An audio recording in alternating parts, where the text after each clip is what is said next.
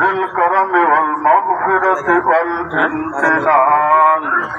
الله أكبر الله أكبر لا إله إلا الله والله أكبر الله أكبر ولله الحمد.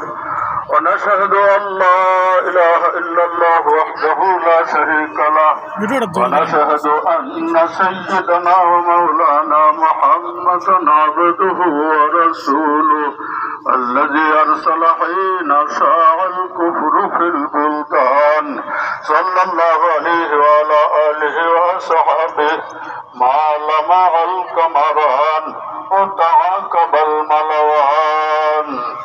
الله أكبر الله أكبر لا إله إلا الله والله أكبر الله أكبر ولله الحمد. أما بعد فاعلموا أن يومكم هذا يوم عيد لله عليكم فيه عوائد الإحسان ورجاء نيل الدرجات والعفو والغفران. الله أكبر الله أكبر لا إله إلا الله والله أكبر الله أكبر لله الحمد. وقد قال رسول الله صلى الله عليه وسلم إن لكل قوم عيدا وهذا عيدنا.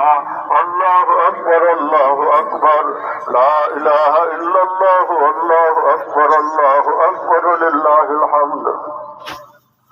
وقال رسول الله صلى الله عليه وسلم فإذا كان يوم عيدهم يعني يوم فطرهم طاها بهم ملائكة فقال يا ملائكتي ما جزاء أجر فأعملا. قالوا ربنا جزاؤه أن يوفى أجره.